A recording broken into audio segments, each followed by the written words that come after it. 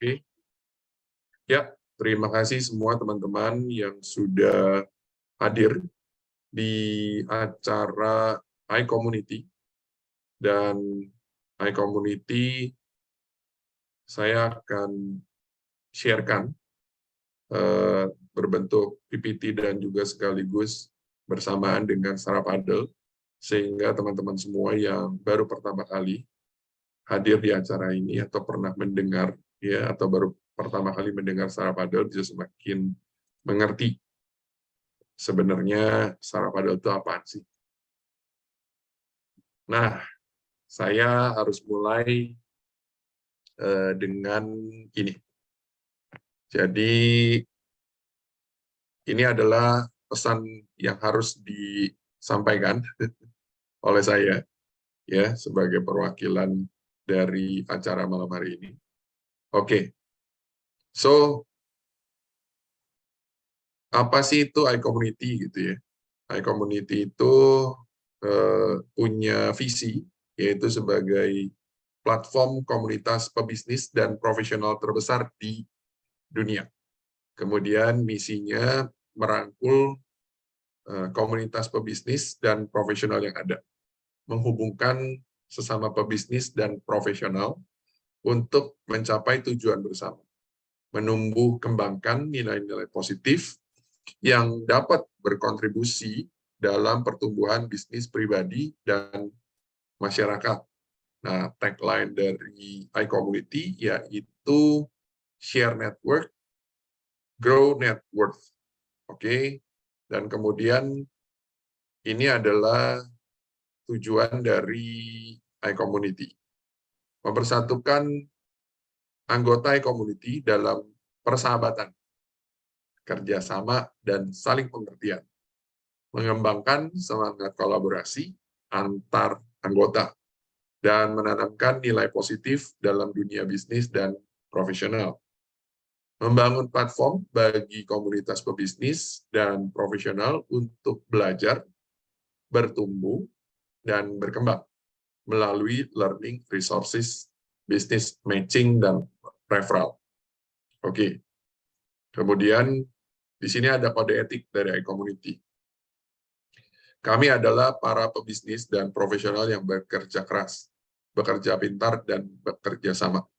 Kami mengedepankan nama baik dalam melakukan usaha dan mengutamakan kolaborasi antar sesama anggota, tanpa menjadikan anggota lain sebagai target jualan ataupun berkompetisi dengan tidak sehat. Nah, kami sadar bahwa dengan berbagi relasi, maka akan memperbesar rezeki bersama. Dan karena itu, kami siap untuk berbagi relasi atas dasar saling mendukung. Dan kami berperilaku positif dalam berkomunikasi, melakukan segala aktivitas dengan berlandaskan niat baik. Apabila kami kode etik ini ditegur, diperingati. Nah, itu adalah sesuatu yang sudah menjadi format dari iCommunity, yaitu visi misi, kemudian kode etik, ditekankan bahwa iCommunity itu tempat berkolaborasi, dan sudah juga dilakukan kolaborasi dengan kita di saat ini, yaitu dengan Sarapadel. Nah, sekarang tiba saatnya saya menjelaskan sedikit tentang Sarapadel program, ya. Oke. Sarapadel program adalah sebuah program yang dimulai oleh The Global Entrepreneurship Network, yaitu GEN. Nah, sekarang ini kurang lebih ada sekitar 50 komunitas di seluruh dunia dan lebih dari 30 negara yang akan mengadakan acara Sarapadel seperti ini. Kemudian, Sarapadel adalah program yang dirancang untuk membantu satu entrepreneur sekaligus memperkuat ekosistem startup lokal, di mana entrepreneur menemukan sebuah solusi untuk tantangan yang mereka hadapi melalui keterlibatannya dari komunitas lokal mereka.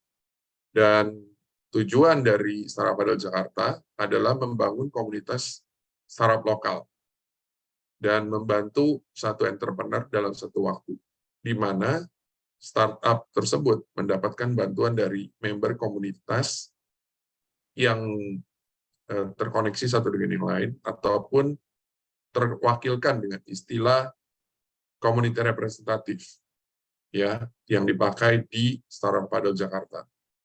Dan istilah dari community representatif ini biasanya banyak dipakai sama dengan panelis, tapi kita tidak memakai kata-kata panelis itu.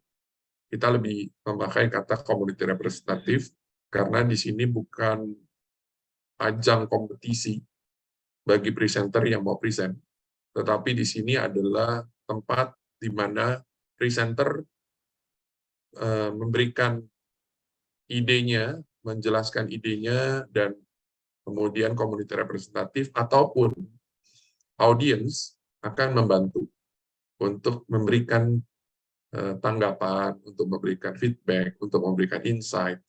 Jadi sesuai dengan tujuan dari Startup Padel itu adalah yaitu membantu satu entrepreneur di satu waktu. Kurang lebih seperti itu. Nah, kemudian format Startup Padel itu secara konsisten diadakan di setiap lokasi pertemuan, biasanya secara offline. Yang mana saat ini acara offline itu ada di at Amerika, di venue at Amerika di Pacific Place. Bulan lalu, Bu Melia tampil di sana sebagai presenter. Dan di at Amerika tersebut, itu adalah satu level di mana presenternya sudah lebih advance, biasanya seperti itu. Jadi, tempat itu dipakai sebagai tempat di mana si startup founder ini bisa present secara offline. Kurang lebih begitu. Tapi untuk di online seperti ini, kita bekerja sama dengan platform iCommunity. Nah, di iCommunity bukan selalu online saja, tapi kita juga bisa lakukan secara offline ataupun hybrid nanti kalau kita punya waktu yang tepat. Kurang lebih sekarang kita masih akan fokus di online khusus yang di iCommunity. Kemudian, nah ini kurang lebih rundown secara garis besar ya. Di setiap sesi Startup Padel, biasanya ada 1 atau 2 presenter. Kemudian mereka present 6 menit. Ya, tetapi malam hari ini kita hanya 1 presenter dan kita memberikan waktu yang lebih panjang. Dan biasanya dilanjutkan oleh Q&A, ya kemudian memberikan feedback oleh community representative dan audience. Nah, kita juga mau nanti dari community representative untuk sedikit memberikan pengalamannya ya, atau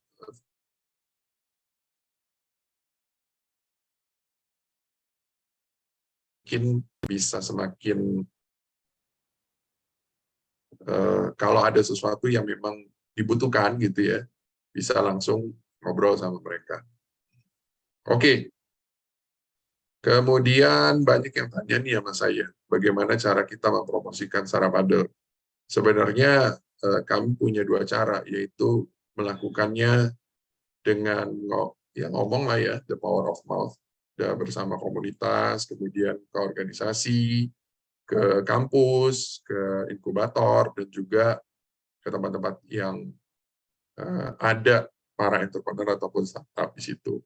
Dan beruntung sekali ya, kalau di iCommunity ini, respon dari Pak Juanda sebagai founder itu sangat positif sekali, sehingga kita bisa mengadakan kolaborasi untuk acara dari ILC, kolaborasi dengan Startup Padel Jakarta. Dan ini menjadi satu semangat yang luar biasa sekali bagi kita berdua ya. Dan saya berharap ini juga bisa dimanfaatkan oleh teman-teman yang hadir Kalau ada yang mau mengadakan sarap adel di kota Bandung, di luar Jakarta misalnya, mau Medan, Surabaya, dan segala macam, boleh hubungin, dan nanti kita akan bicarakan bagaimana kita bisa bantu teman-teman semua yang. Oke, dan kedua adalah pastinya dengan sosial media, WhatsApp group, dan grup-grup yang ada. Itu biasanya kita share di situ. Dan ini yang paling penting.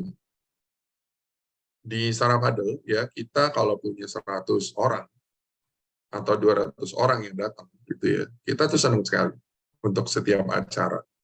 Tapi sebenarnya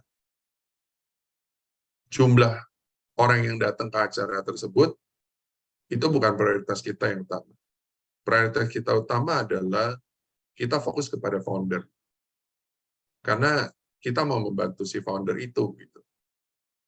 Dan agar supaya si founder itu bisa mendapatkan sebuah experience dan dapat diberikan sesuatu gitu ya dari teman-teman semua yang ada di sini, agar supaya bisa mempertajam bisnisnya.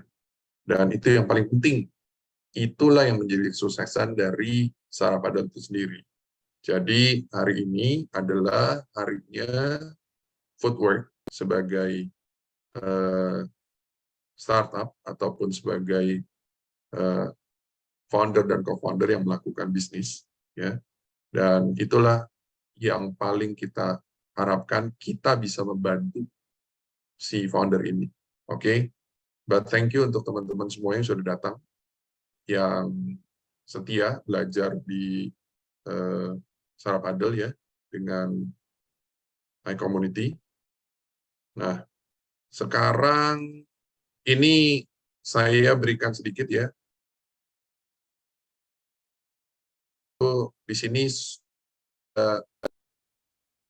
satu startup namanya Foodwork, dan ada 3 orang di sini ya. Ada Maradit Putri Nur sebagai founder dari Foodwork, kemudian ada 2, yang kedua adalah Dina Nilam, co-founder dari Foodwork, dan ketiga adalah Yunita Wanasiri dari dan juga co-founder dari Foodwork. Dan mereka ini binaan dari foundernya Impactner, brother saya juga, yaitu Dr. Pinpin Bakhtiar sebagai dosennya di PPM. Nah, ini kita melibatkan kerja iCommunity, sarap adel, Impactner, dan kampus gitu ya, agar supaya bisa terhubung satu dengan yang lainnya dan bisa memberikan manfaat untuk teman-teman semua. Dan sudah pasti hari ini kita ditemenin sama 2 community representatif ya yang bergabung malam hari ini. Satu yaitu Pak Frederick Rasali, Associate Partner Prepare Labs Indonesia. Thank you Pak Frederick sudah datang ke tempat ini dan mau membantu acara ini, yang dimana acara ini semua bersifat sosial. Kita tidak mengucapkan terima kasih dari teman-teman semua. Kemudian untuk Bu Melia pastinya selalu setia ya sama Impactner dan juga sama sarap adel ya, di mana kita senang sekali melihat pertumbuhan ataupun semangat dan kerja keras dari Bintang Kecil, Bu Melia Lustojo Putro sebagai CEO dari Bintang Kecil Indonesia. Nah, ini adalah sesuatu yang kita bisa belajar ya malam hari ini. Jadi beliau berdua ini sudah banyak ketemu dengan startup. Nah, hari ini pertanyaan-pertanyaan atau feedback untuk Foodwork ini menjadi sangat luar biasa sekali. Dan kita juga berharap teman-teman semua yang hadir di sini as audience bisa ikut juga bertanya ya, ikut juga berpartisipasi. Kalau ada apapun yang mau ditanya boleh diketik di chat box. Kemudian kalau mau buka open mic boleh juga nanti setelah pas sesi Q&A. Dan di sini Saya, Edwi Harja, adalah founder dari Sarap School, Impactner, dan juga sebagai organizer dari Sarap Padel Jakarta, di mana saya akan juga menjadi moderator Sarap Padel Jakarta malam hari ini. Dan sebelumnya saya ingin bertanya nih, apakah ada teman-teman di sini ya yang baru pertama kali mengikuti Sarap Padel Jakarta? Kalau boleh berikan emotikonnya ya, emotikon smiley angkat tangan juga boleh. Thank you so much. Dan kemudian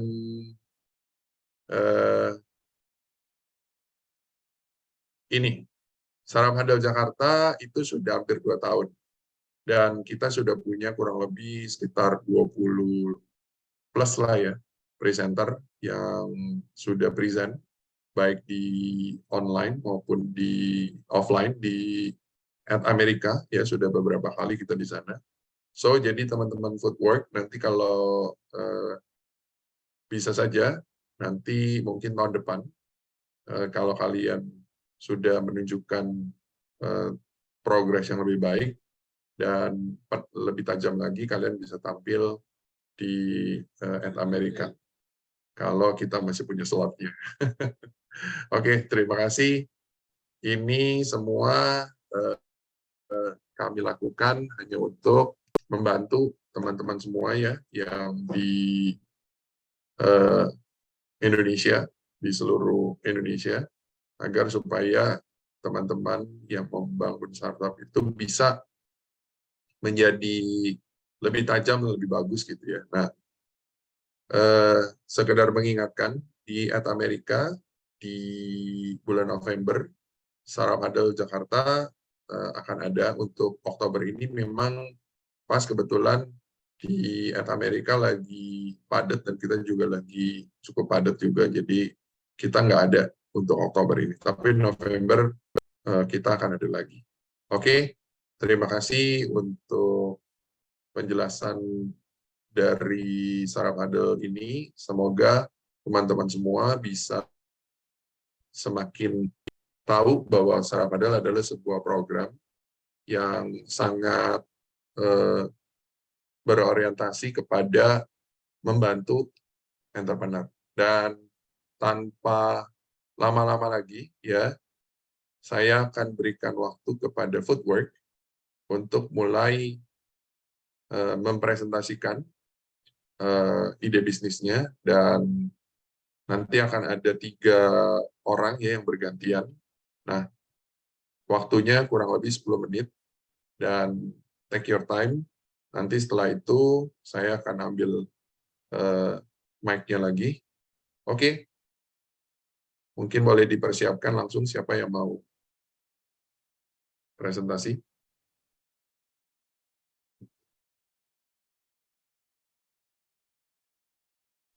Oke, sebelumnya coba tes suara dulu. Suara saya sudah terdengar dengan jelas belum ya, Pak? Terdengar dengan baik, bagus. Baik-baik. Soalnya lagi hujan di sini, takut putus-putus. Oke, baik.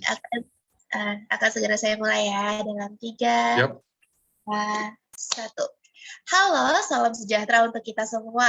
Perkenalkan, nama saya Yunita Wanasiri dari tim Sparta, Sekolah Tinggi Manajemen PPM.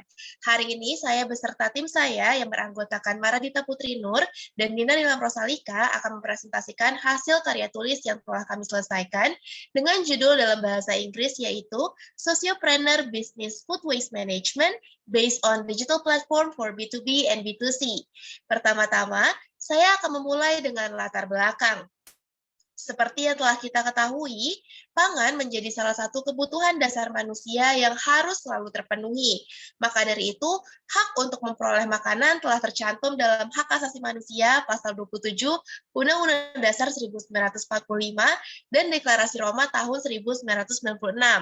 Namun demikian, ada banyak sekali permasalahan dan tantangan dari berbagai aspek dalam usaha untuk mewujudkan ketahanan pangan yang berkelanjutan. Menurut The Economist Intelligence, Indonesia bahkan menduduki urutan kedua dari seluruh dunia sebagai negara dengan penyumbang sampah makanan terbesar. Salah satu dampak yang muncul karena adanya masalah ini menurut Global Hunger Index ada terjadi kelaparan pada tingkat yang sangat serius. Maka dari itu, kami menghadirkan Foodwork sebagai solusi dari permasalahan-permasalahan yang terjadi terkait dengan ketahanan pangan dan food waste melalui pengembangan website dan aplikasi yang nantinya dapat menjadi wadah bagi para suppliers, supermarket, UMKM maupun end customer. Kami juga berharap melalui Foodwork, kami dapat membantu untuk menciptakan lingkungan serta perekonomian yang lebih baik, juga dapat mendapatkan keuntungan dalam jangka yang panjang. Untuk selanjutnya, saya akan menjelaskan visi dan misi dari Foodwork. Dimulai dari visi, kami ingin menjadi sebuah perusahaan yang berbasiskan sosiopreneur dan dapat memberikan solusi dari permasalahan sumber energi tidak terbarukan untuk permasalahan sampah makanan di Indonesia melalui kerjasama dengan beberapa pihak nih, seperti UMKM, supplier, supermarket, dan lain sebagainya, baik dari sisi B2B maupun B2C. Sedangkan untuk misi kami sendiri ada 4 yang selengkapnya dapat dilihat pada layar. Memasuki analisis PESTEL dari segi peluang.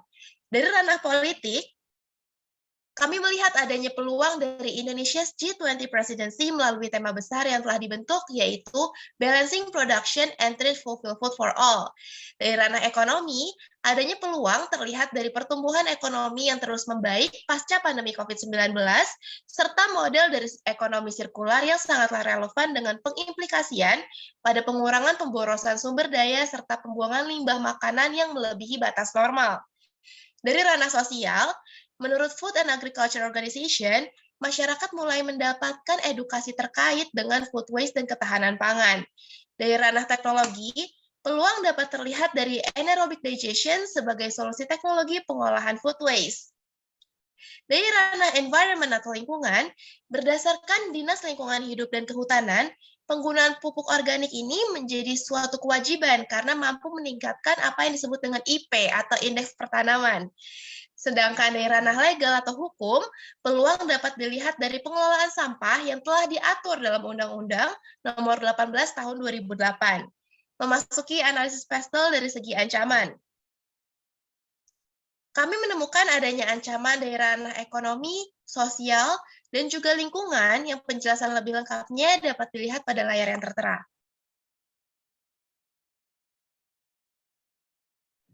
Selain PESTEL, kami juga menggunakan Value Proposition Canvas sebagai bagian dari analisis kami.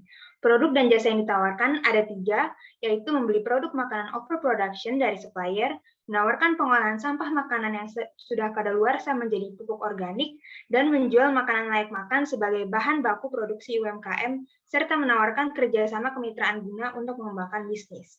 Produk dan jasa ini memiliki gain creators dan pain relievers yang gunanya untuk menjawab gains dan pains dari sisi customer. Produk dan jasa yang kami tawarkan juga match dengan 3 customer job, yaitu membeli bahan baku atau produk makanan yang murah dan beragam, mengikuti kemitraan yang ditawarkan, dan membeli pupuk organik untuk perawatan tanaman di rumah ataupun di ladang. Maka dari itu, kami berhasil menghadirkan Foodwork. Foodwork adalah platform digital dengan 2 skema bisnis di dalamnya. Pertama, Foodwork akan membeli bahan makanan dari supplier, yaitu pabrik makanan, pabrik bahan baku, perusahaan pengolahan makanan, distributor, supermarket, dan lainnya, yang menghasilkan kategori makanan layak dan tidak layak. Makanan layak akan masuk ke skema B2B, di mana makanan akan diproses terlebih dahulu dan dijual kepada UMKM. Di sini, UMKM juga dapat mengikuti program kemitraan yang ditawarkan. Dalam hal ini, supplier akan mendapatkan uang tambahan dari Foodwork hasil penjualan produk makanan tersebut, sedangkan UMKM akan mendapatkan bahan baku produk dengan harga yang jauh lebih murah dibandingkan dengan harga pasar. Proses ini dilakukan dalam aplikasi ataupun website. Selain itu, makanan tidak layak akan diproses dan dijual kepada end customer. End customer dalam hal ini rumah tangga, petani, dan pekebun dapat membeli pupuk satuan atau secara agregat sesuai yang dibutuhkan melalui aplikasi. Dalam hal proporsi sasaran target customer, Foodwork menargetkan dalam 1 tahun terdapat 1.000 pengguna dengan proporsi 40% UMKM untuk skema B2B, 35% petani pekebun, serta 25% rumah tangga untuk skema B2C. Berikutnya adalah tampilan awal dari aplikasi Foodwork yang dapat diunduh melalui Play Store ataupun App Store. UMKM ataupun end customer dapat men-check out barang yang dibeli di aplikasi ataupun website. Di sini pun kami memberikan skema pembelian dan penjualan dalam aplikasi, mulai dari cara menjual makanan bagi supplier, cara mendaftar akun, sampai melakukan check out di aplikasi untuk pembelian makanan bagi UMKM, dan cara pembelian pupuk bagi end customer. Selanjutnya adalah skema pengolahan pupuk. Sebagai inputnya, sampah makanan tidak layak dari supplier akan dipilah terlebih dahulu, lalu sampah akan diproses menjadi pupuk, dilakukan dengan teknologi mesin pencacah sampah dan kompos. Setelah itu, produk yang sudah dicacah tadi dimasukkan ke mesin pembuat pupuk otomatis dengan bahan penolong berupa tanah, air, arang sekam, kapur, dan cairan pupuk EM4. Proses dilanjutkan dengan fermentasi dan pengemasan pupuk. Selanjutnya, pupuk siap dijual kepada end customer. Untuk selanjutnya, saya akan menjelaskan tentang rencana pemasaran dari Foodwalk. Dimulai dalam menjangkau pasar, Foodwalk akan mengandalkan channel. Berikut 6 hal pada channel yang akan kami kembangkan, mulai dari aplikasi dan website, pemasaran melalui konten di sosial media, iklan digital, organisasi atau perkumpulan UMKM, pameran lingkungan, hingga organisasi petani. Sedangkan untuk mempertahankan pelanggan, Foodwalk akan mengembangkan 6 hal dalam customer relationship, mulai dari pemberian promo di hari penting, gratis ongkir, customer service 24 jam, sistem retur dan komplain, sistem rating, dan terakhir customer service pribadi untuk B2B. Memasuki rancangan bentuk badan usaha, Foodwalk adalah perusahaan perintis, startup yang berbasis digital. Segala operasional yang dilakukan oleh Foodwalk tidak terlepas dari dukungan sumber daya yang unggul. Berikut adalah struktur organisasi Foodwalk dengan kompetensi dan kapabilitas terbaik, mulai dari komisaris hingga staf. Selanjutnya, untuk struktur keuangan dibuat berdasarkan kombinasi supply dan juga demand di Indonesia. Berikut adalah grafik analisis laba dan rugi. Dapat dilihat bahwa net income menunjukkan kenaikan setiap tahunnya. Untuk itu, Foodwalk membutuhkan investasi sebesar Rp2.195.000.000 yang akan dipergunakan 30,5% untuk capex dan 69,5% untuk opex. Foodwalk layak untuk dijalankan dan diinvestasikan karena berdasarkan analisis kelayakan usaha, angka payback period Foodwalk adalah 3 tahun 11 bulan dengan nilai NPV 8,7 miliar, IRR di atas suku bunga 61,34% dan probability index di angka positif 5. Dengan begitu, Foodwalk dapat menyelesaikan permasalahan ketahanan pangan dan food waste khususnya di Indonesia. Jadi, mari bergabung dengan Foodwalk untuk pertahanan pangan Indonesia yang lebih baik. Sekian dari Sparta Team, terima kasih. Oke, terima kasih untuk tim Foodwalk dengan Sparta Team ya. Oh, ini udah siap berjuang nih. Ini timnya keren banget. Ya, terima kasih untuk kalian bertiga yang sudah present. Dan saya akan memberikan kepada kedua komite representatif dulu untuk mulai bertanya ya. Jadi ronde pertama saya akan memberikan waktu kepada komite representatif untuk mungkin bertanya hal-hal yang sifatnya mungkin masih belum jelas dan mungkin masih perlu dijelaskan lagi sama Foodwalk, ataupun mungkin ada hal yang mau ditanyakan di luar dari bahan presentasinya. Tapi sebelum saya ke komite representatif, saya mau reminder lagi ya untuk kita semua. Jadi ini juga berlaku untuk para teman-teman audiens yang datang di acara ini. Dan saya berharap teman-teman semua audiens bisa ikut berpartisipasi, dan kita misinya adalah mau membantu Foodwalk sebagai pebisnis gitu ya, untuk menjalankan bisnisnya agar supaya lebih tajam. Nah, sebelum kita mulai, saya akan ingatkan kepada community representatif dan audiens yaitu aturan dasar dari Saraf Adel Jakarta. So, ada do and don'ts-nya. Do, apa yang harus dilakukan oleh komunitas representatif dan audiens, yaitu memberikan umpan balik yang kuat dan membantu agar supaya mungkin founder bisa mengklarifikasi atau memperjelas bisnis model mereka gitu ya. Jadi komunitas representatif juga diharapkan untuk lebih banyak memberikan solusi daripada hanya memberikan kritik tetapi tidak punya solusinya gitu. Dan kemudian yang tidak boleh dilakukan atau dihindari oleh komunitas representatif dan audiens yaitu jangan bertindak seperti sedang menjadi juri ya. Karena di Saraf Adel ini bukan kompetisi pitching, tapi ini adalah satu tempat untuk memberikan feedback ataupun memberikan masukan ataupun ide sekaligus. Dan jangan terfokus kepada hanya tampilan teknis dari presentasi, tapi kalau dari yang tadi kita lihat presentasinya udah bagus, nggak heran karena pembimbingnya adalah founder dari Impact Lab juga, saya rasa seperti itu ya, dan sudah banyak ilmu-ilmu yang diajarkan. Jadi teknik presentasinya menurut saya sudah cukup baik. Kemudian community representative dan audience juga jangan mengajukan pertanyaan itu seperti senapan mesin gitu, berhenti-berhenti ya. Tolong berikan waktu dalam bertanya sehingga satu persatu lah tanyanya. Dan kemudian ketika mau bertanya ya boleh memberikan penjelasan, biasanya intro gitu ya 1 atau 2 menit sebelum bertanya. Nah itu adalah untuk community representatif dan juga untuk audience. Oke. Nah, jika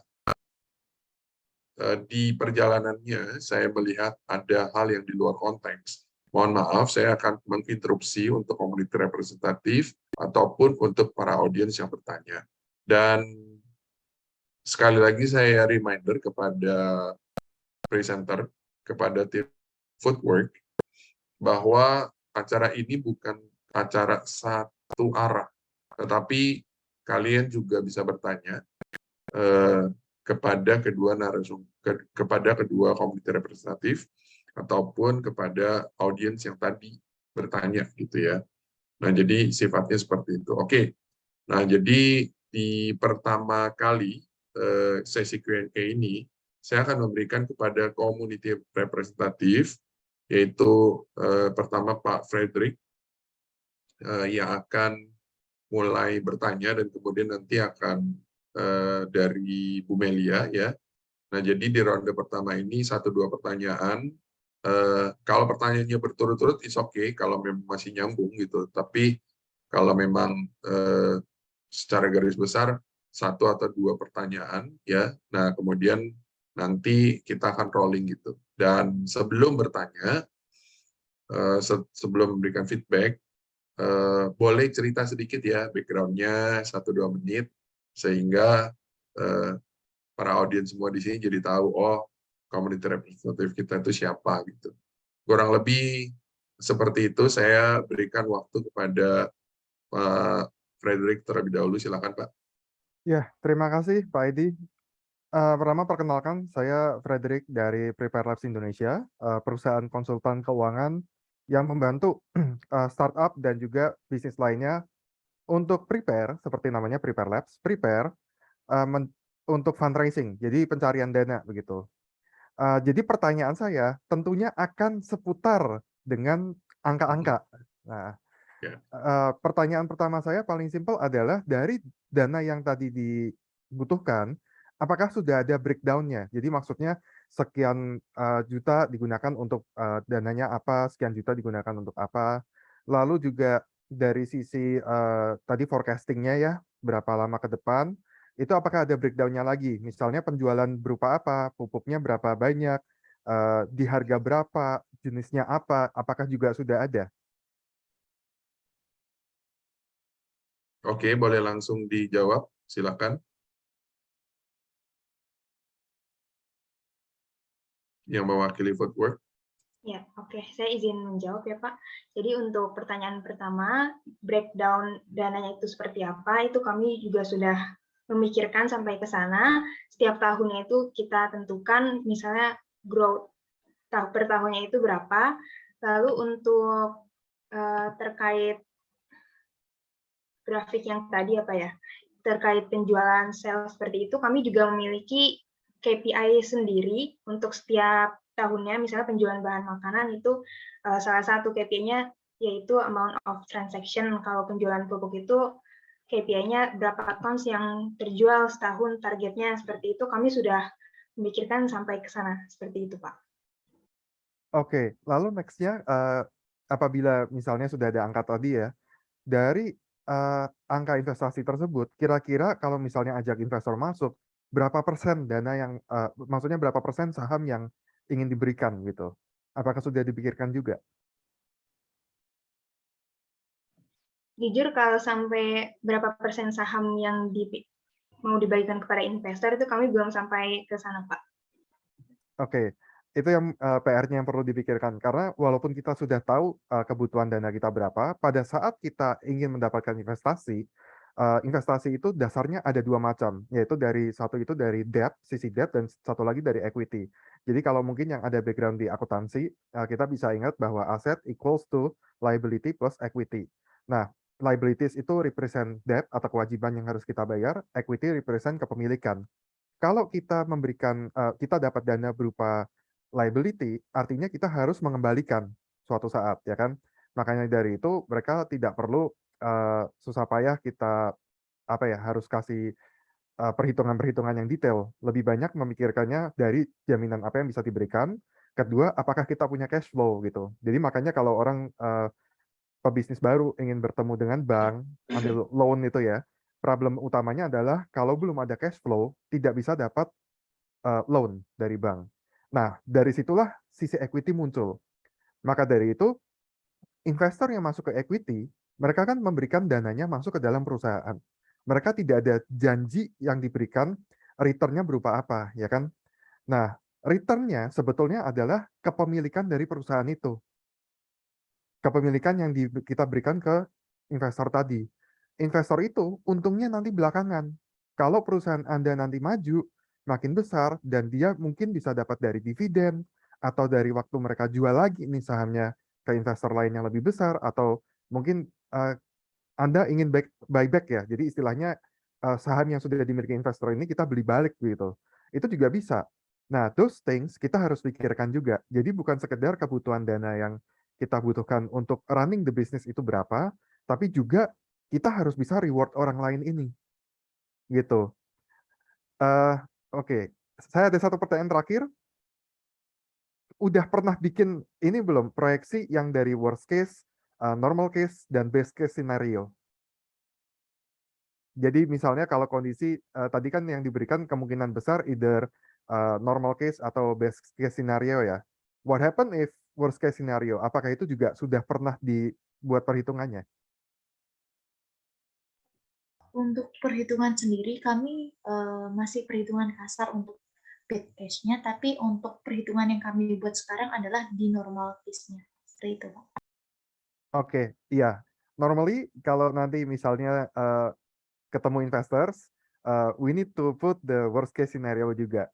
Jadi worst case itu kalau misalnya kita running the business, misalnya 6 bulan nggak dapat klien, bulan ke-7 baru dapat yang pertama kali.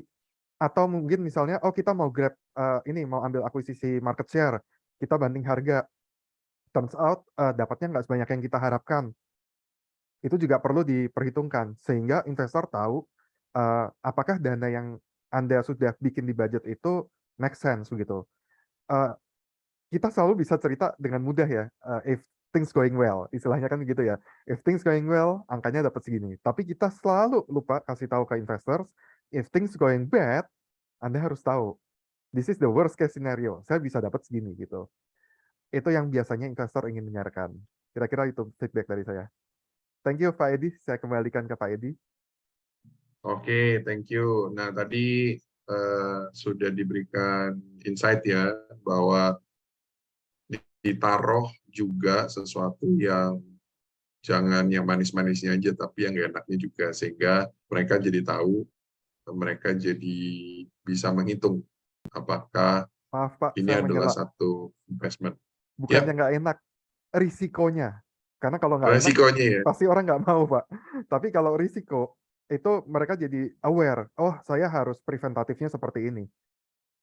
Contohnya tadi Ya, dana sudah disiapkan sekian, tapi turns out waktu dijalankan kita dengan worst case scenario dana tersebut tidak mencapai gitu ya, tidak cukup.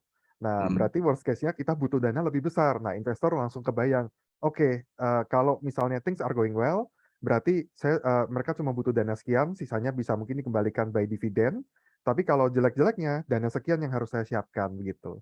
So it's more like risk daripada hal yang buruk sih, Pak. Ya. Oke, ya, thank you untuk penambahannya. Jadi ini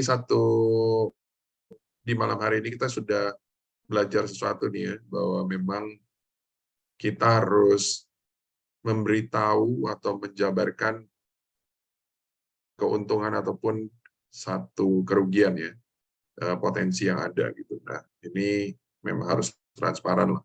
Dan kemudian saya berikan kepada Bu Melia untuk bertanya ataupun memberikan feedback. Tapi pada tahap yang pertama ini adalah lebih kepada bertanya dulu. Silakan Bu Melia, sama seperti Pak Frederick, 1-2 menit menjelaskan tentang Bu Melia itu di bagian apa dan ekspertisnya apa. Silakan.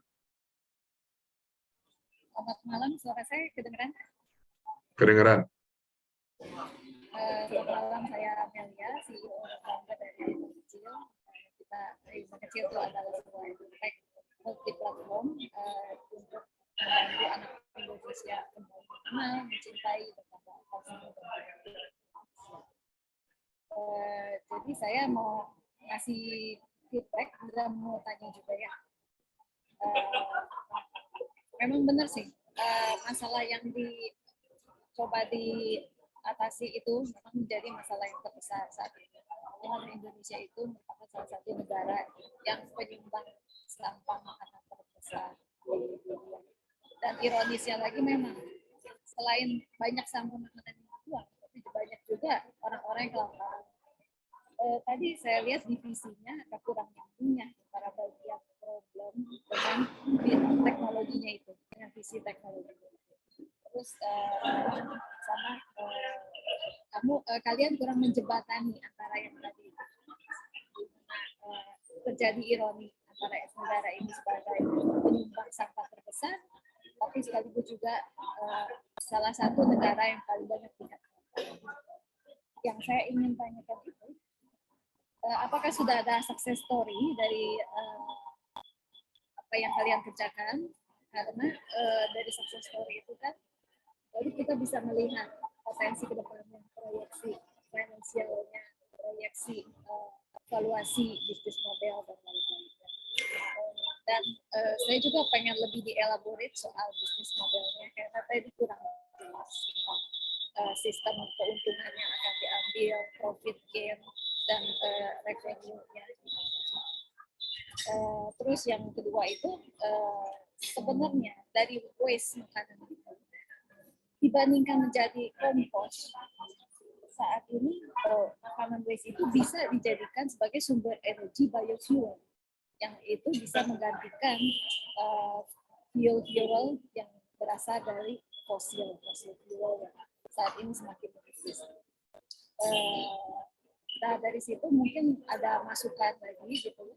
Seandainya bisa dijadikan sebagai energi biofuel, itu akan menjadi sebuah sistem model bisnis yang lebih besar sebenarnya.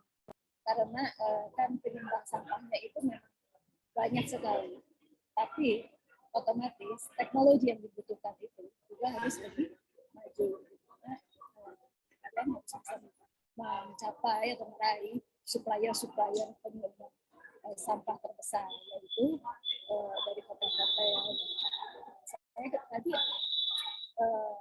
dan rumah tangga juga begitu. Dan tadi yang saya kurang jelas itu makanan wasted yang sudah kadaluarsa, kalian akan repack jadikan apa?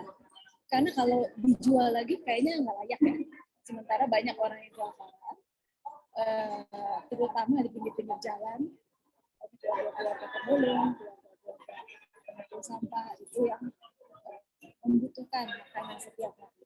Apakah ada kepikiran untuk didistribusikan? Ya itu aja.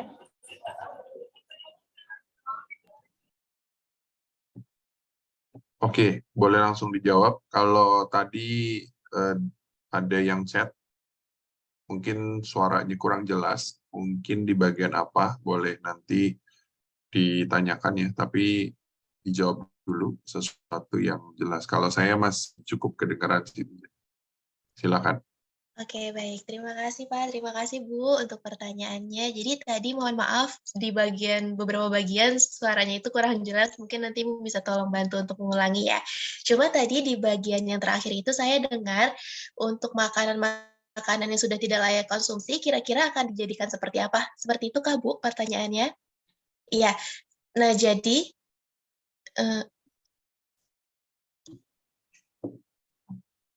ibunya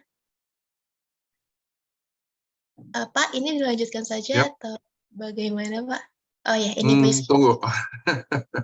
Kayaknya ketendang keluar ya. Sebentar, kita lihat. Sudah masuk lagi. Sudah masuk lagi. Ya. Jadi pertanyaan itu untuk makanan yang sudah tidak layak konsumsi akan dijadikan seperti apa gitu kan ya, Bu ya? Ya, nah jadi kami dari Foodwork untuk setiap jenis makanannya dari buah, sayur, lalu daging dan juga makanan siap jadi gitu ya Bu ya yang siap untuk dikonsumsi, itu ada kategori-kategorinya tersendiri, ada yang layak maupun tidak layak. Kalau yang layak nanti akan kami salurkan kepada UMKM, suppliers ataupun supermarket untuk dijual kembali gitu Bu atau diolah kembali. Sehingga ini berkelanjutan. Sementara untuk kategori makanan yang sudah tidak layak akan kami olah menjadi pupuk organik seperti itu, Ibu. Oh, sorry. Maksud saya, mungkin saya salah menangkap ya. Jadi, jenis makanan yang dia jual ke kadaluarsa itu merupakan makanan mentah. Ya. Sementara kan penyumbang sampah makanan terbesar itu sebenarnya dari ready, yang udah dimasak. Makanan yang sudah dimasak, yang wasted. Nah, itu akan dijadikan apa? Oh, iya. Jadi kalau untuk jenis makanannya sendiri ada dua sih, Bu. Bisa jadi makanan yang sudah ready, sudah jadi, ataupun yang masih mentah kayak buah sama sayur-sayuran gitu. Jadi makanan yang udah memang tidak layak untuk dikonsumsi, udah busuk, ibaratnya itu akan kami olah menjadi pupuk organik gitu, Bu. Jadi nggak hanya dari yang mentahnya saja, seperti itu. Karena kita juga sadar ya bahwa makanan yang udah siap konsumsi pun banyak banget yang udah tidak layak gitu untuk dikonsumsi, udah busuk dan lain sebagainya. Seperti itu, Ibu. Apakah sudah cukup menjawab, Ibu? Saya izin menambahkan, boleh gitu? Boleh, silakan. Oh iya. Tadi kalau untuk contoh makanan yang siap jadi itu lebih ke makanan overproduction dari pabrik gitu. Jadi dia masih ada sisa waktu untuk sampai ke kadaluarsanya, misalnya 2 bulan atau 3 bulan lagi. Nah, nanti contohnya misalnya wafer dari pabrik wafer gitu ya. Nanti itu kita salurkan ke UMKM itu sebagai bahan baku produknya, misalnya nanti wafernya jadi topping atau semacamnya, dan itu yang kita sudah prediksi masih bisa dimakan, masih bisa dijual lagi ke UMKM-nya, seperti itu, Bu. Oh, jadi ini nggak mencakup untuk makanan-makanan wasted yang dari restoran-restoran atau dari hotel-hotel gitu ya? Kita lebih ke pabrik-pabrik besar dan distributor supermarket seperti itu. Mungkin sebaiknya bisa dipikirkan yang dari hotel-hotel karena dari restoran ya, karena menurut data itu justru mereka yang menyumbang sampah.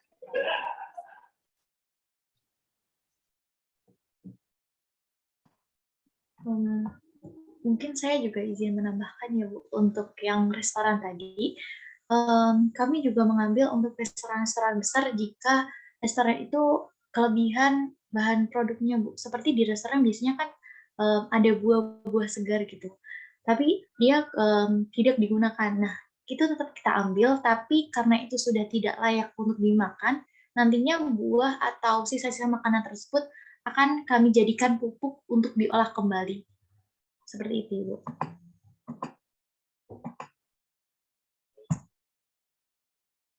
Untuk pertanyaan yang pertamanya belum terjawab.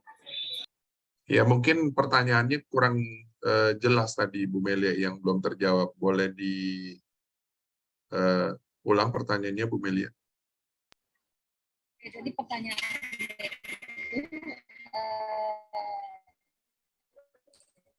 tadi kan soal bisnis model.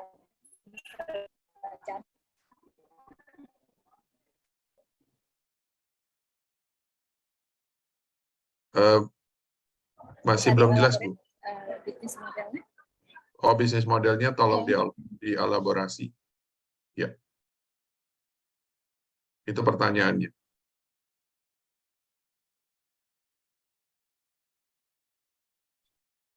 Gimana footwork? Pertanyaannya. Ya, Sudah. jelas Pak. Saya izin menjawab. Jadi untuk bisnis modelnya itu, skema bisnisnya, jadi yang pertama itu kami mengambil makanan dari pabrik-pabrik besar, supermarket seperti itu sebagai supplier kami, dan itu nanti kan diolah ya Bu ya. Diolah, kalau yang layak akan dijual lagi ke UMKM, dan kalau tidak layak akan dijual menjadi pupuk. Jadi sumber revenue kita yang pertama adalah penjualan makanan ke UMKM itu, dan penjualan pupuk tersebut. Seperti itu, Bu. Mungkin teman-teman yang lain bisa menambahkan? Mungkin saya jelaskan tentang profit value-nya, maksudnya. Sebab kalau dari kalian membeli dari tempat satu dalam keadaan yang sudah kadaluarsa dan dijual lagi, tapi masih ditambah lagi proses produksi ya. Jadi bisa mungkin lebih di-elaborate profit itu nanti dapat dari mana? Mungkin saya izin menambahkan ya Bu. Jadi mungkin secara gambaran sederhananya, seperti yang sudah Ibu bilang tadi, bahwa kami memang membeli barang-barang yang layak dan juga tidak layak dari suatu perusahaan. Di mana barang yang tidak layak tadi seperti barang yang sudah kadaluarsa. Seperti kan di Oreo, perusahaan Oreo nih, punya barang yang kadaluarsa. Nah, itu kita ambil untuk kita olah jadi pupuk. Jadi kita kalau untuk barang yang tidak layak ini, yang sudah kadaluarsa, yang tidak bisa dimakan lagi, itu kita distribusikannya setelah kita olah menjadi pupuk. Jadi enggak kita langsung distribusikan kepada UMKM ataupun end customer. Nah, selain itu untuk revenue-nya sendiri dari mana? Untuk revenue-nya kita dari antara profit yang kita beli dari perusahaan dan juga profit dari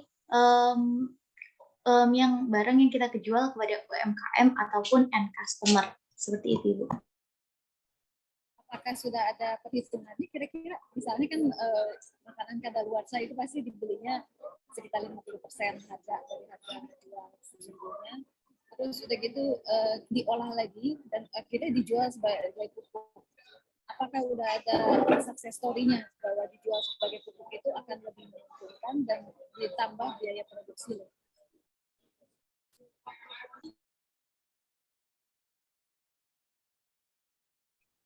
Oke, boleh langsung dijawab. Oke, Bu, saya izin menjawab. Kalau untuk realnya itu, kami juga udah melihat ada salah satu perusahaan lain, tapi di luar Indonesia yang sama, yang kurang lebih sama dengan bisnis model kami, dan terbukti mereka itu profit dan berkembang. Justru sekarang perusahaannya salah satunya di Singapura, itu ada namanya Three Dots, dan dia salah satu perusahaan startup yang seperti kami yang sangat sukses untuk pengolahan food waste dan food loss. Seperti itu, Bu. Oke. Bisa dibuat perhitungannya ya, pasang juga di perhitungannya antara CLGS-nya berapa. benefitnya yang bisa dihasilkan. Karena kalau di luar negeri memang setahu saya ada yang seperti itu, tapi mereka itu nggak beli, tapi dapat gratis. Jadi restoran biasanya dikasih. Oke, nanti kita akan kembali lagi ke ronde selanjutnya di dalam bertanya. Tapi hari ini sudah dapat ini ya, dapat penajaman.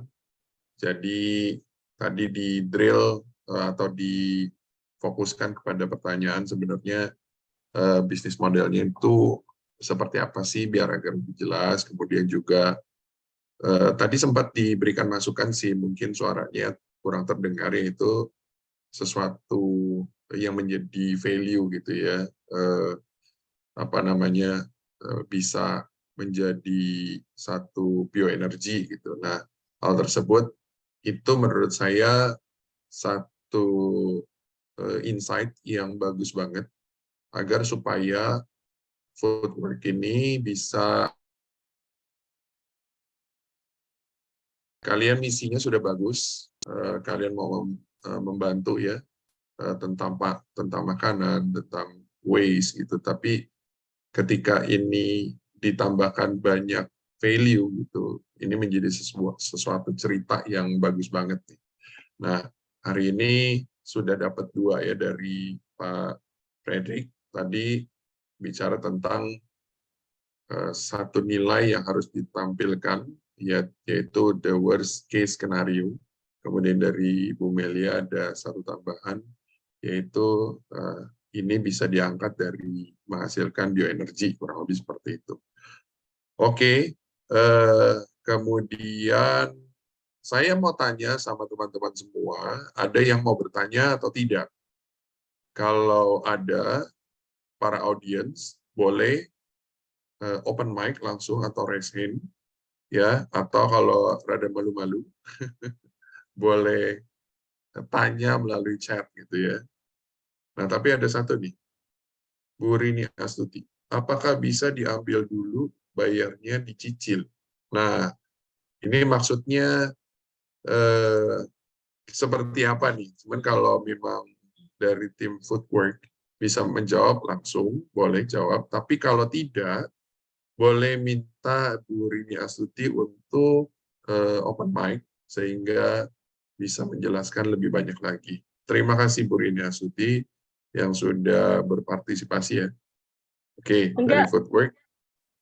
Yep. Itu kan tujuan saya ke pedagang loak, makanannya dijual ke pedagang loak, ya maksudnya ada biaya untuk beli cash misalnya. Oke, silakan Footwork bisa menjawab.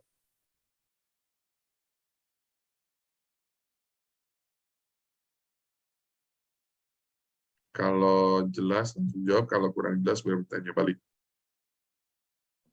Mohon maaf Ibu, saya izin klarifikasi pertanyaannya, bahwa pertanyaannya tentang penjualan, di mana penjualan itu si pembeli akan membayar dengan cara dicicil kepada kami. Apakah seperti itu, Ibu? Iya. Halo, iya? Iya, Bu. Iya, sudah dijawab. Iya, benar. Bu Rini Astuti sudah menjawab, Dina, bahwa iya benar, itu yang kamu konfirmasi pertanyaannya. Silakan dijawab. Baik, untuk sistem pembayaran ataupun skema pencicilan, itu nantinya kami akan menawarkan kemitraan, di mana nantinya kemitraan itu akan kami berikan beberapa kelebihan dan ada surat kontrak, sehingga nanti untuk pencicilan atau pembayaran nanti akan sesuai dengan sistem kontrak yang akan dibicarakan lebih lanjut dengan si pembeli, seperti itu, Ibu. Oke, Bu Rini, jika ada pertanyaan yang mau ditanyakan lagi, silakan. Kalau tidak, boleh teman-teman ada yang ingin bertanya, silakan langsung saja seperti Bu Rini. Jika memang belum bertanya, saya akan kembali ke Pak Frederick untuk ronde kedua ya, yaitu lebih memberikan langsung gitu. Jika memang ada yang masih mau ditanyakan, silakan. Tetapi jika sudah bisa langsung memberikan pandangan atau ide baru gitu ya, silakan Pak. Ya, terima kasih. Sebetulnya dari data-data itu yang tadi dari presentasi ya, itu saya melihat justru kurang detail. Nah, itu mungkin kalau memang ada data lainnya seperti tadi yang bisnis model, walaupun kita kan udah tahu dari proses untuk apa produksinya ya. Tapi bagaimana waktu nanti menjualnya? Walaupun tadi sudah ada framework seperti pakai sosial media dan macam-macam, budgeting dari masing-masing eh, eh, apa cara marketing tersebut itu seperti apa? Lalu apakah sudah ada budgetnya di luar angka ya, di luar maksudnya di luar dana dari sosial media diharapkan penjualan berupa apa nih yang diraih, berapa banyak conversionnya dari situ, apakah juga sudah ada itu. Itu hal yang biasanya ditanyakan oleh investor. Jadi investor is trying to make sense your business bukan cuman dari operasionalnya saja, tapi juga dari kapasitasnya, tapi juga dari apa itu kita bicara your budgeting. Kalau saya kasih dana tersebut mau dipakai untuk apa? Targetnya seperti apa? Nah, itu harusnya ada di dalam presentasi itu semua, begitu. Nah, kalau memang ada, boleh di-sharing juga breakdown-nya tadi. Nanti saya coba dengarkan dulu, mungkin ada feedback dari situ. Ya, Ya, silakan Footwork.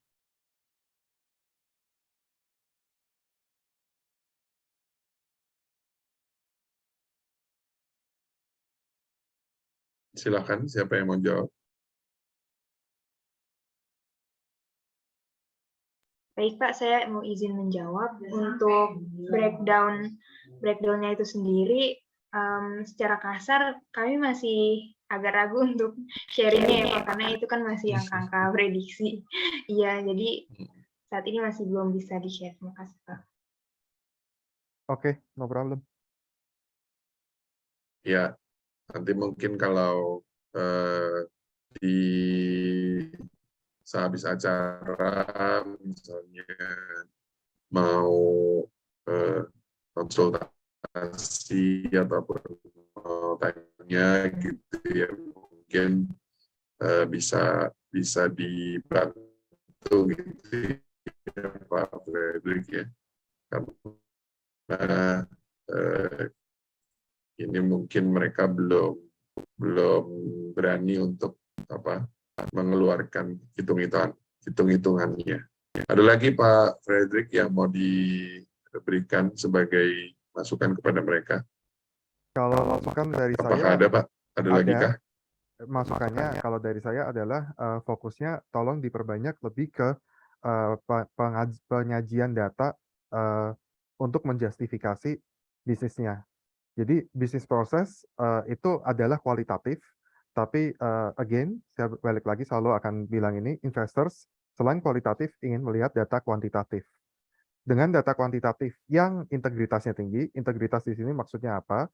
Walaupun Anda misalnya sudah come up with one number untuk investment, tapi Anda tetap harus mendukung, mensupport angka tersebut. Jadi saya harapkan in the future kalau Footwork ada nanti next time ketemu lagi gitu ya, ada presentasi, angka-angka tersebut sudah ada. Walaupun itu masih prediksi, it's okay. We are all doing prediction. Nggak bisa kita investasi justru bicaranya masa lalu. Investment is talking about future. What you wanna do and how to achieve it. Yang paling penting itu. How to achieve is not only kualitatif, tapi juga kuantitatif gitu. Tadi udah disampaikan juga, you have the number, breakdown-nya seperti apa, KPI-nya seperti apa, penjualan seperti apa, it's all good. Sayangnya, saya nggak lihat itu di presentasinya. Nah, when you meet investors nanti, atau you meet someone yang bakal jadi your partner gitu ya, dia butuh lihat itu, angka tersebut. Kita bisa selalu bilang, oh ini ada, itu ada. Tapi kalau kita nggak lihat pakai 5 indera, pokoknya kita tidak merasakan pakai 5 panca indera kita, bagaimana kita bisa percaya, begitu. Masukan saya seperti itu. Terima kasih. Iya, ini benar sekali ya. Jadi memang ketika kita membuat sebuah strategi pastinya memang mesti ditunjukkan dan bisa dielaborasi gitu ya. Jadi dibuat lebih mengerti.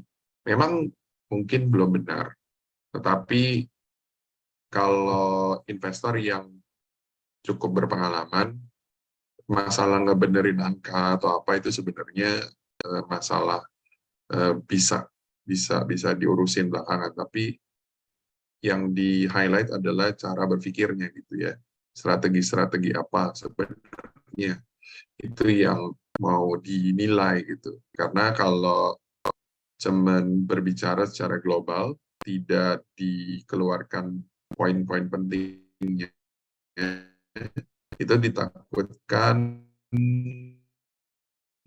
dari seorang investor bahwa si founder ini mah hanya tahu umumnya saja dan itu juga di googling bisa gitu. Nah, kurang lebih mereka mau tahu benar atau tidak kamu itu benar-benar untuk berbicara secara umum saja, tapi kurang lebih seperti itu. Nah, ini sebelum saya lanjut ke Pak Setio Budi, ini saya masih kepada Bu Melia. Bu Melia, ini ada masukan apa yang Bu Melia bisa langsung berikan kepada Footwork ya, sehingga mereka bisa menjadi lebih bagus lagi nih Bu, silakan. Bu Melia, silakan. Kedengeran suara saya jelaskan? Kedengeran. Oke, jadi bulan Juli kemarin itu Bintang Kecil ikutan program YELP dari Bank Indonesia. Dan kita juga dikasih soal yang persis tentang seperti itu. Jadi bagaimana cara untuk memerangi kelaparan yang ada di Indonesia yang sekaligus menjadi ironi karena hal ini itu Indonesia merupakan pembuang sampah makanan terbesar, salah satunya di dunia mana. Nah, saat itu kita kan bikin studi riset gitu, apa yang harus kita lakukan. Dan kalau usul dari saya gitu ya, memang benar. Pertama dipilah dulu antara makanan yang masih layak makan dan tidak layak.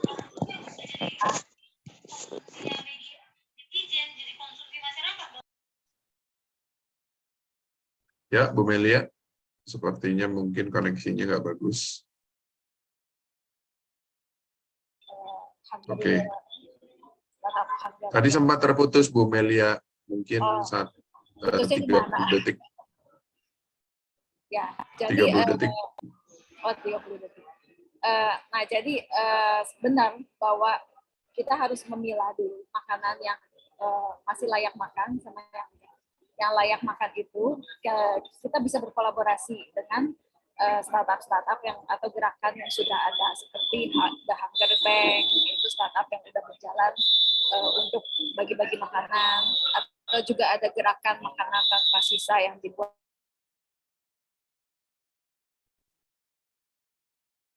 juga Food Bank of Indonesia, itu bisa berkolaborasi dengan dan sesudah itu makanan yang nggak layak makan, kita harus pikirkan bahwa apakah karena kita namanya startup ya perlu running itu perlu dana.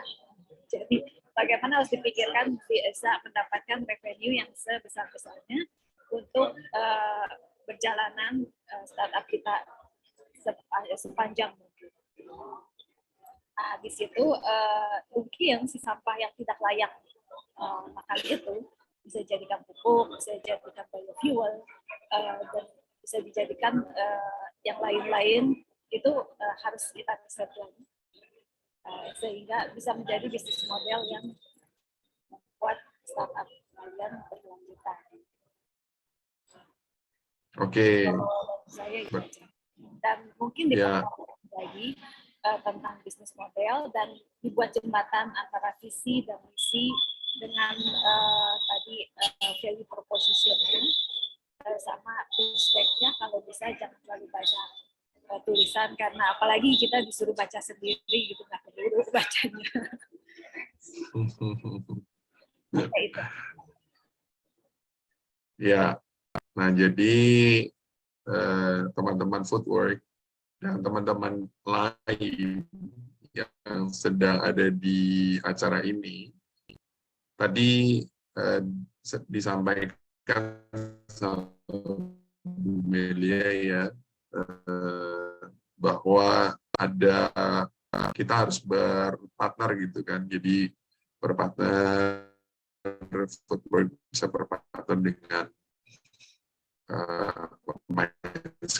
pemain yang mirip gitu ya, pastinya tidak head to head tapi saling melengkapi.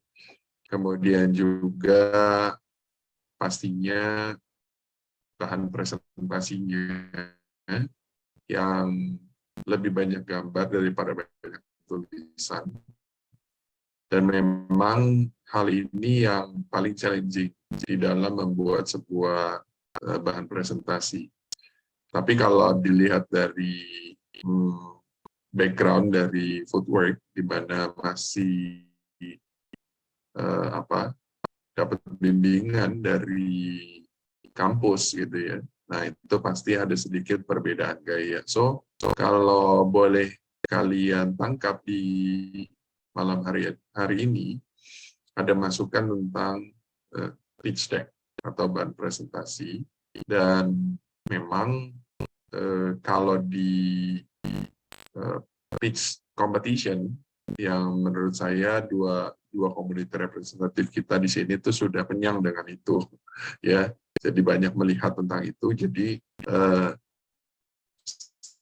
stylenya berbeda antara kampus dengan di luar kampus, khususnya di presentasi untuk investor gitu. Nah, jadi itu mungkin malam hari ini kalian bisa belajar bahwa di dunia presentasi untuk investor, gambar lebih banyak daripada tulisan, ya. Dan bagaimana cara kalian menyampaikan apa yang harus kalian sampaikan dengan tepat, karena sudah nggak ada contekan lagi kan di layar tersebut, yang ada hanya gambar yang dimana kalian harus bisa menarik perhatian dan juga tetap fokus di dalam menyampaikan apa yang ingin kalian sampaikan. Oke, nah jadi acara ronde kedua ini sudah dapat masukan yang bagus banget ya. Nah, saya balik ke Pak Setio Budi. Nah, Pak Setio Budi ini bertanya, timeline-nya bagaimana? Saya pikir ini jelas ya. Mungkin boleh langsung kepada Pak Setio. Silakan untuk timeline.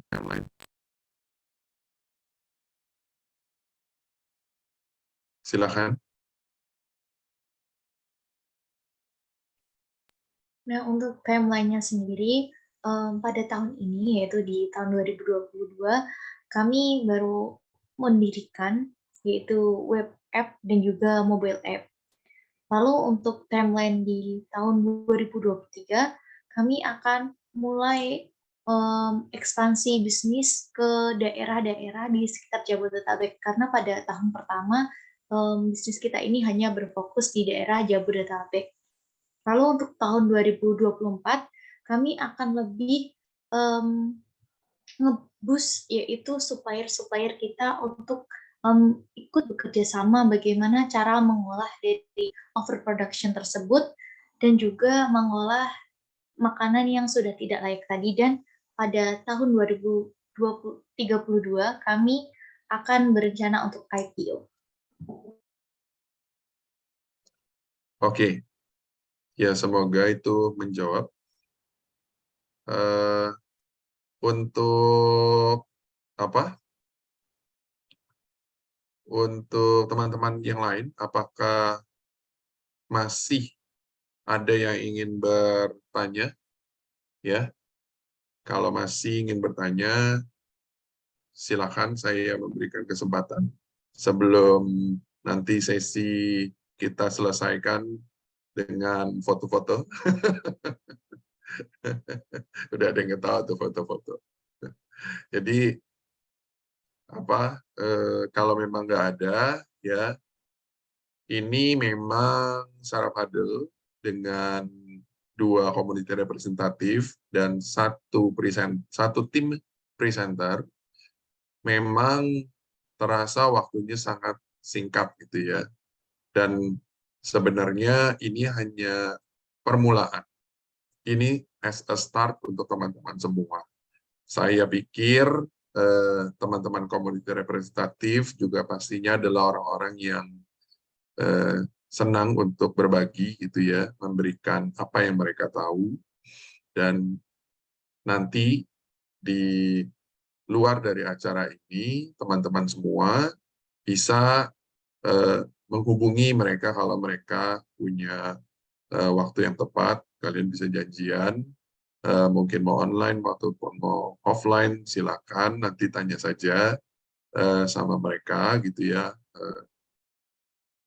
bersedia atau tidak, atau waktunya sebenarnya. Nah, jadi acara kita di tanya jawab ini sebenarnya sudah mau berakhir, dan ini ada lagi nih dari Pak Setio ya. Ekspansi berarti yakin berkembang dari 22 ke 23 ya. Nah, kemudian dari Adrianus, IPO semakin ada yang harus dampingi.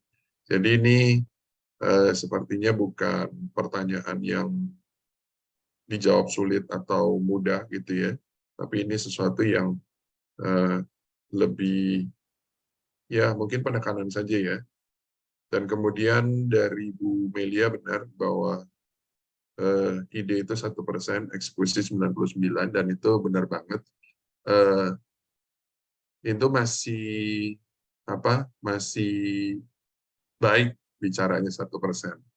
Jadi banyak yang bilang ide itu murah banget gitu ya. Bahkan ide itu hampir nggak ada artinya kalau nggak bisa dieksekusi. Tapi pastinya harus mempunyai ide yang baik sehingga jadi lebih bisa menjawab persoalan dari keadaan di sekitar yang mau diselesaikan. Dan yang paling penting adalah bagaimana mengeksekusinya. Oke, nah ini biasanya kalau udah mau di ujung-ujung makin banyak nih yang bertanya. Oke, saya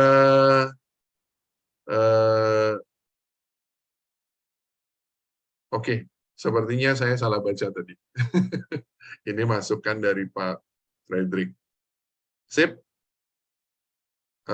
Kalian bisa baca juga di chat ya, untuk teman-teman semua. Nah, sekarang saya mau fokus kembali.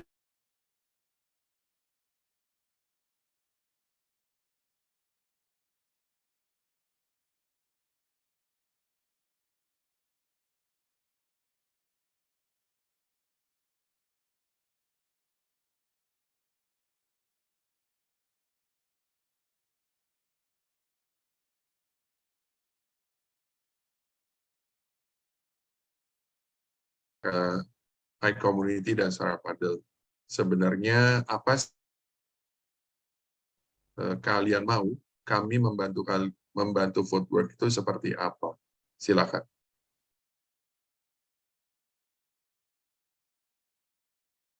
Silakan Footwork.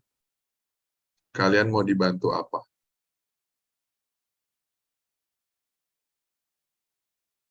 Ini pertanyaannya apa yang ingin dibantu kan ya Pak ya, kami dari Startup. Ya mungkin kalau dari saya pertama-tama kami butuh guidance kali ya, karena kan kami baru start juga nih, jadi persiapannya belum terlalu matang, terutama dari segi keuangan dan struktur, serta bisnis model kami juga maksudnya masih belum terlalu mendetail gitu, baru gambaran kasar aja. Jadi kami benar-benar membutuhkan guidance sampai nanti kami bisa sampai ke tahap eksekusi. Mudah-mudahannya seperti itu, Bapak.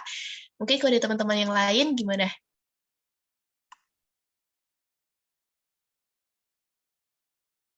Oke. Sudah, Yunita yang mewakili permintaan footwork ya. Yakin nggak ada yang minta duit nih? Iya, Pak. Kalau Nanti minta, Kalau buat mentoring saya mau deh.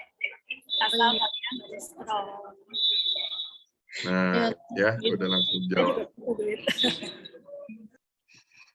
Sudah langsung dijawab dari Bu Melia, dan pastinya kalau Pak Frederick, saya yakin ya juga pasti akan memberikan mentoring gitu ya untuk membantu teman-teman semua di sini. Jadi kalau saya pikir untuk mentoring sesuatu yang pasti, hal yang benar-benar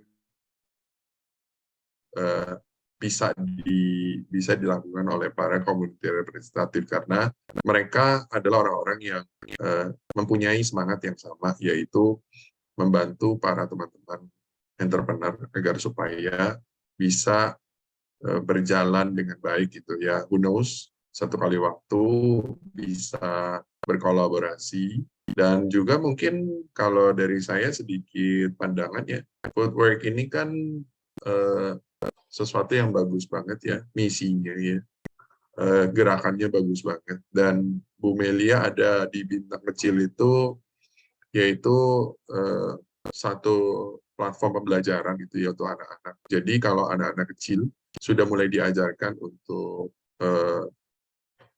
peduli gitu sama lingkungan, ya. Jadi itu mungkin bisa menjadi satu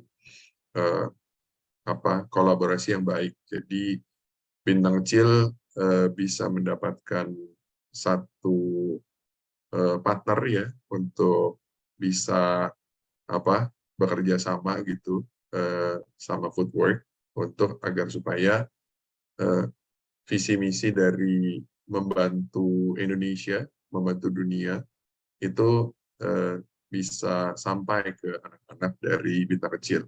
Ya mungkin itu sih yang saya bisa jembatani. Dan untuk teman-teman juga, terima kasih sudah bertanya ya Pak siapa ini tadi, Bu Rini, dan kemudian Pak Adrianus dan Pak Setio. Terima kasih untuk partisipasinya. Dan sebelum ditutup ya, saya mau minta kepada community representatif untuk memberikan closing remark untuk acara ini, acara Setara Padel ini. Itu bagaimana menurut Pak Frederick, Setara Padel ini sebuah gerakan yang sifatnya itu membantu. Bagaimana menurut Bapak Setara Padel ini, Pak? Silakan, Pak. Ya, saya rasa ini cukup baik ya acaranya, karena satu dari sisi yang punya bisnis ini, yang punya plan untuk bisnis ini bisa dapat masukan, bisa dapat experience sharing dari orang-orang lain, dan juga dari para hadirin yang datang di sini juga mendengarkan, bisa mungkin terinspirasi juga dari ide-ide yang diberikan oleh startup ini. Dan mungkin juga bisa belajar dari kami, dari community ya, representatif. Jadi terima kasih Pak Idi sudah membuat acara yang sungguh luar biasa ini. Oke, untuk Bu Melia, silakan. Jadi memang membuat startup itu seperti yang tadi saya bilang, is a long journey, is a bloody, brutal, dan kalau jalan sendiri rata-rata nggak kuat. Itu sebabnya kita butuh komunitas, dan di komunitas startup ini salah satunya yang sangat aktif membantu startup pemula seperti kita dan saya juga berawalnya dari startup Padel sebelum akhirnya bisa masuk ke komunitas itu. Cuman ya ideation itu masih masa-masa bulan madunya startup, sangat indah-indahnya di mana kita sangat semangat dengan ide, dengan visi, impact yang akan ditimbulkan. Tapi itu masih masa honeymoon. Jadi sesudah launching, sesudah berjalan, mengalami penolakan, dan yang belum ribut antar founder, itu benar-benar baru perjalanan yang sesungguhnya. Jadi itu sebabnya juga yang tadi dibilang bahwa 1% startup yang berhasil dan 99% startup yang gagal.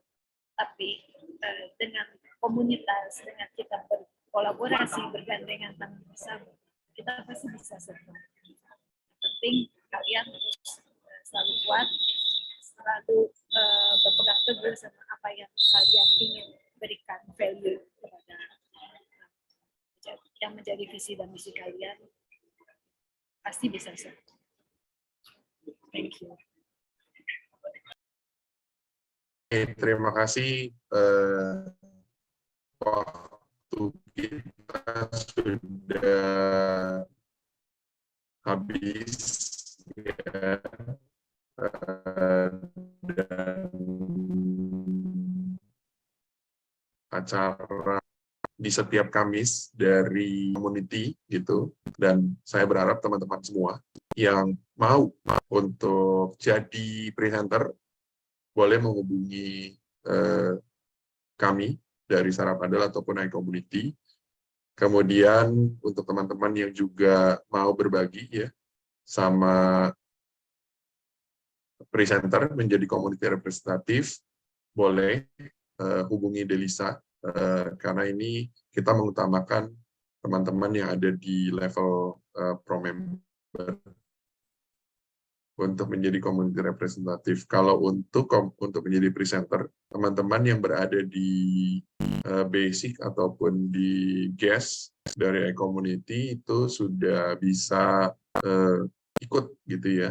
Ya maju saja, nanti kita akan bantu untuk agar supaya presentasinya menjadi lebih siap. Kurang lebih seperti itu.